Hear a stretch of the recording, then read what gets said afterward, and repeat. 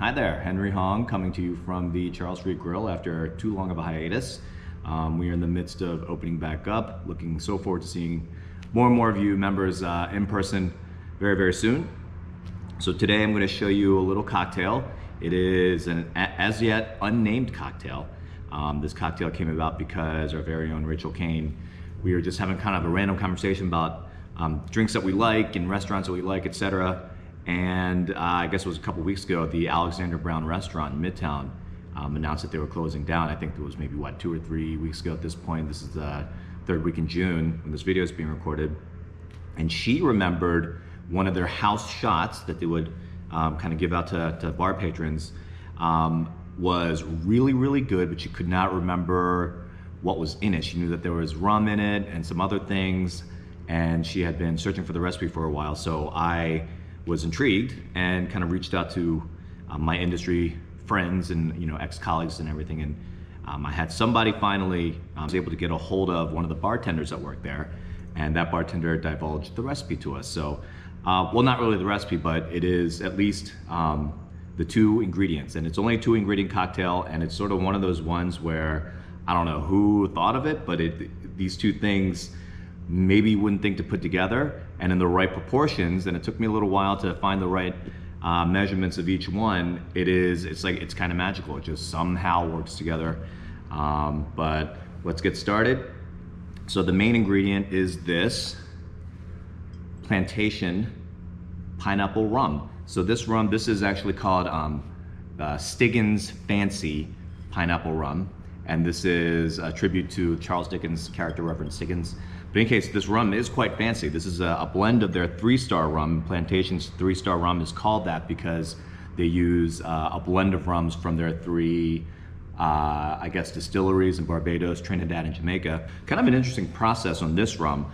They take the 3-star rum, add pineapple rinds to it, let those rinds macerate for a little bit, and then they distill that rum again, and then they take their dark rum, infuse the dark rum with the pulp of pineapple, and then combine those 2 together. So what you end up with, it's kind of crazy when you think of like a pineapple or coconut rum. I think it uses something treacly sweet, cloying, kind of artificial tasting, overpowering. This is really very, very subtle, kind of a pure pineapple aroma more than the flavor. You get a little bit of it on the palate.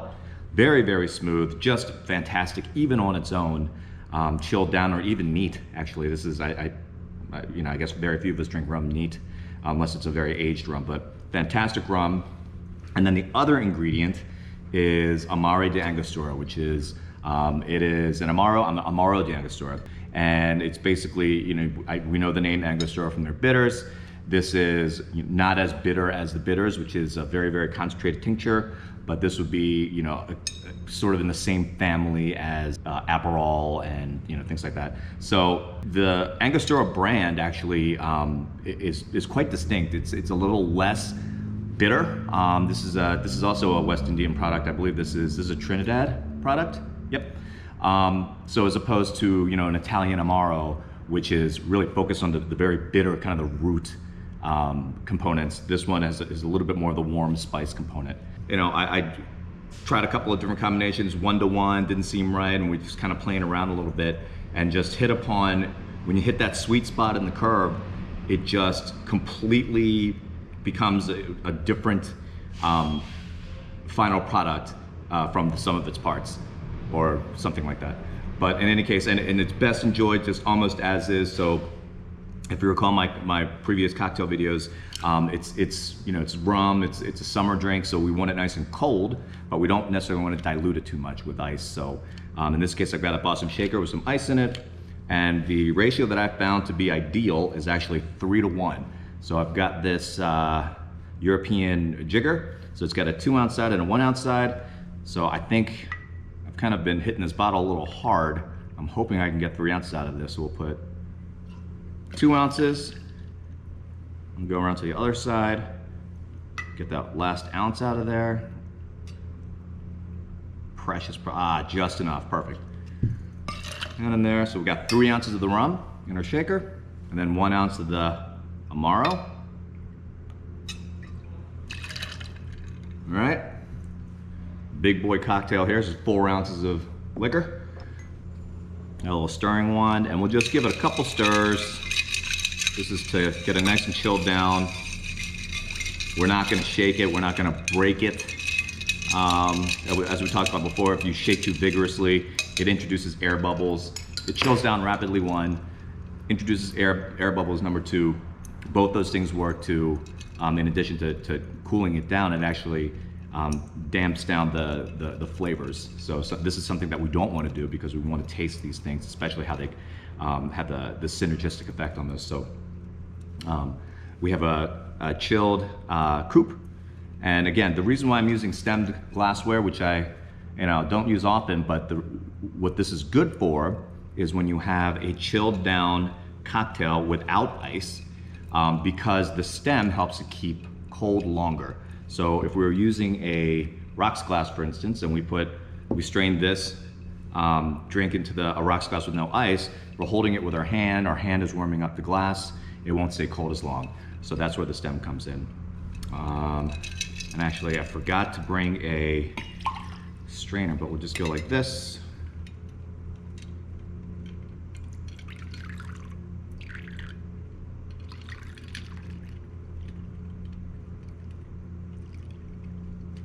So as you can see, what I'm doing is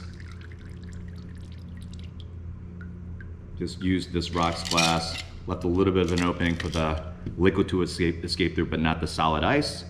And what we have is, this is a very full glass. This typical coupe is about 5 ounces. You can see that's near the very top. So we have 4 ounces of liquor, a little bit of dilution with water added. And I would serve this with absolutely no garnish, no nothing.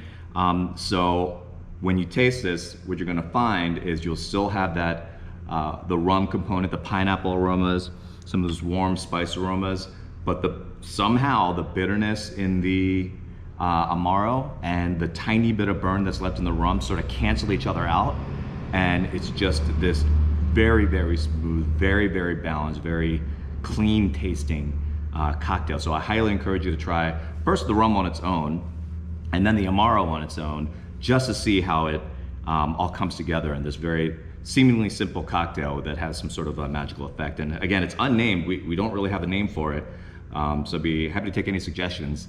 And look forward to hearing from you about that. And again, seeing you all at the club very soon. Thank you very much.